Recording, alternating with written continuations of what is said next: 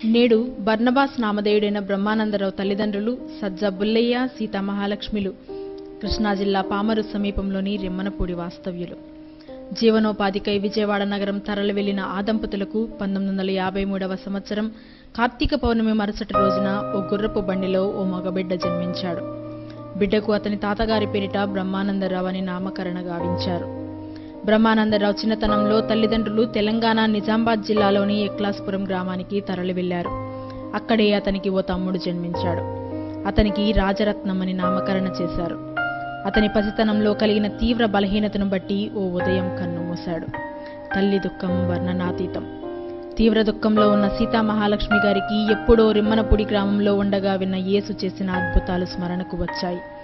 ఎలా ప్రార్థించాలో తెలియకుండానే ఎందరో మృతులను బ్రతికించావట, నా బిడ్డను బ్రతికిస్తే ఇకపై నిన్నే సేవిస్తానంటూ ఆ తల్లి అంగలార్చింది.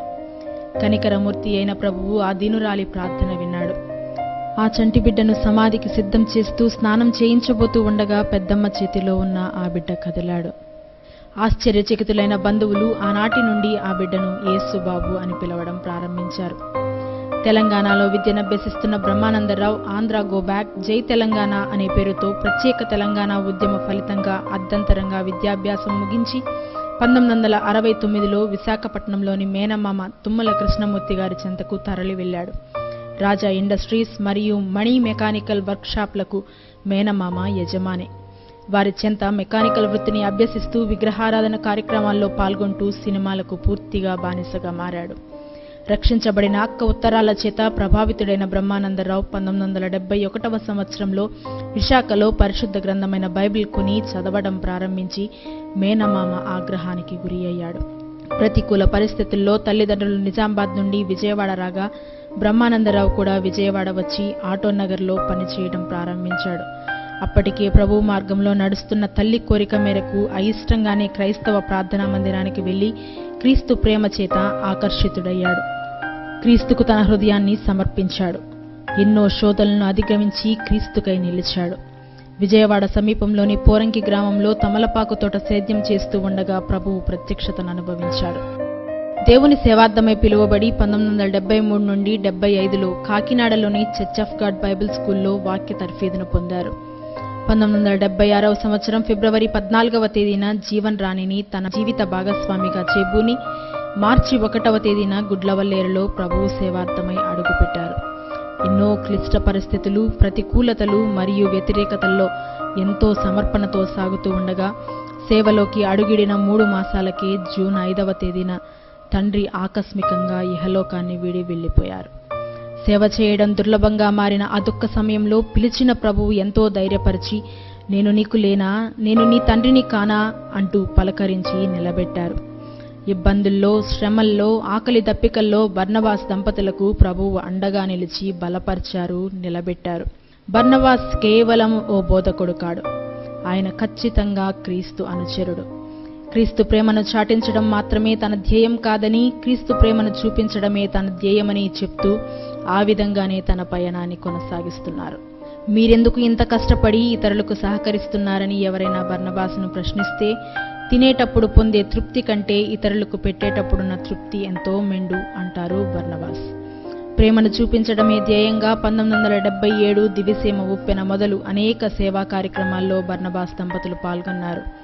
1992లో తాను అధికంగా ప్రేమించే అక్క బావగార్ల దుర్మరణం కుటుంబాన్ని ఎంతో కృంగదీసిన వేళ ప్రభువు పలుకులను బట్టి కుటుంబాన్ని ధైర్యపరుస్తూ ముందుకు నడిపించారు. 1994వ సంవత్సరంలో ప్రభు హృదయాన్ని స్పందిస్తే లలిత చిల్డ్రన్ హోమ్ను, స్లమ్ చిల్డ్రన్ ఎడ్యుకేషన్ సెంటర్ను ప్రారంభించారు. 1996వ సంవత్సరంలో ఇక్తూస్ వేద పాఠశాల ప్రారంభించారు.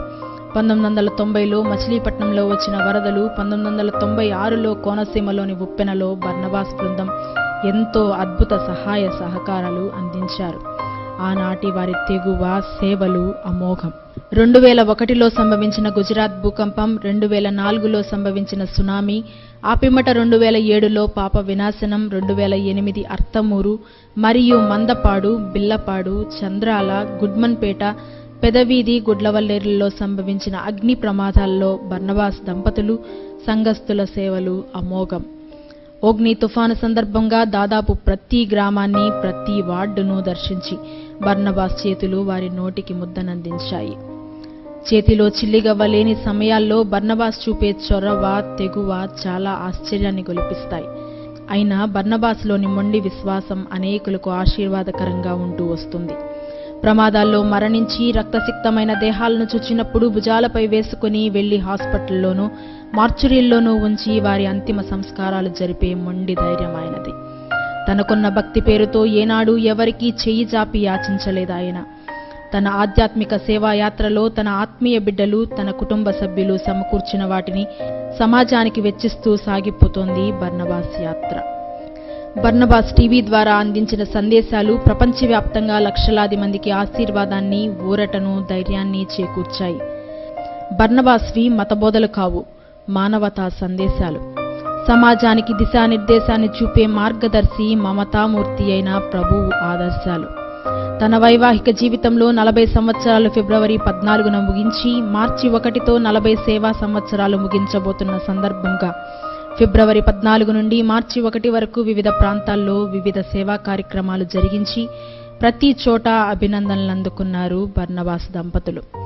విశ్వాసంతో సాగే ఈ యాత్రలో చివరి వరకు నమ్మకంగా సాగాలనేదే తన తపన అంటారు బర్నబాస్.